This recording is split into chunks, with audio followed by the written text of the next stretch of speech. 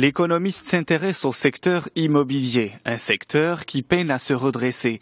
La méfiance des investisseurs se renforce au fil des séances en vue du parcours chaotique des valeurs phares de la place.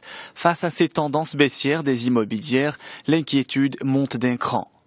Aujourd'hui, le Maroc titre sur la participation du Maroc au Salon du tourisme en Espagne. Des négociations sont en cours pour ouvrir de nouvelles lignes aériennes pour les îles Canaries, des conventions avec les tours opérateurs espagnols les plus cotés, ainsi qu'un lourd budget consacré à la promotion de la destination Maroc. Ce sont là quelques révélations de la délégation marocaine ayant pris part au Fitur. La tribune titre sur le dirham. L'euro a perdu encore cette semaine 1 point de base face au dollar pour s'établir à un taux de change de 1,12.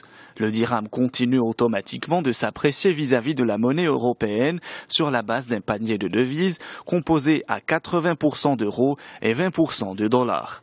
Finance News s'intéresse à la croissance de l'économie marocaine. 4,2, c'est le taux de croissance prévu par Euler Hermès en 2015. Un taux porté essentiellement par la consommation des ménages et les investissements des entreprises. Malgré un impact positif escompté, envisager une compensation pure d'une demande peu vigoureuse par le simple fait d'une baisse du coût de l'énergie serait fortuit.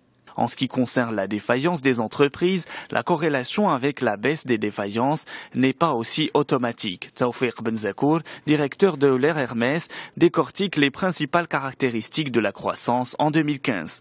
Le Figaro nous informe que la Grande-Bretagne commémore ce vendredi les obsèques de son ancien Premier ministre Winston Churchill, disparu le 24 janvier 1965. Il incarne à lui seul la résistance de l'île face aux nazis. Derrière l'immense statue du sauveur dressée contre le nazisme, le pays découvre l'héritage d'un homme à la carrière erratique et à la personnalité tourmentée, écrit le quotidien. Courrier international publie un dossier sur le changement politique en Grèce. Le 25 janvier, les électeurs ont confié à Syriza, le parti de la gauche radicale, la tâche monumentale d'en finir avec les années d'austérité. Mais Berlin et Bruxelles écouteront-ils le rappel, élément de réponse dans le numéro de cette semaine. À peine installé, le nouveau gouvernement grec va à l'encontre de la Troïka, note Le Monde. Selon le Premier ministre, le gouvernement est prêt à verser son sang pour rétablir la dignité des Grecs. En Europe, les peuples reprennent espoir, les libéraux montrent les dents, souligne l'Humanité. Après Syriza, l'Europe a désormais les yeux rivés sur Podemos en Espagne. Le parti qui affole les sondages entend mobiliser une majorité sociale pour le changement. Il célèbre son premier anniversaire en organisant samedi à Madrid une marche nationale.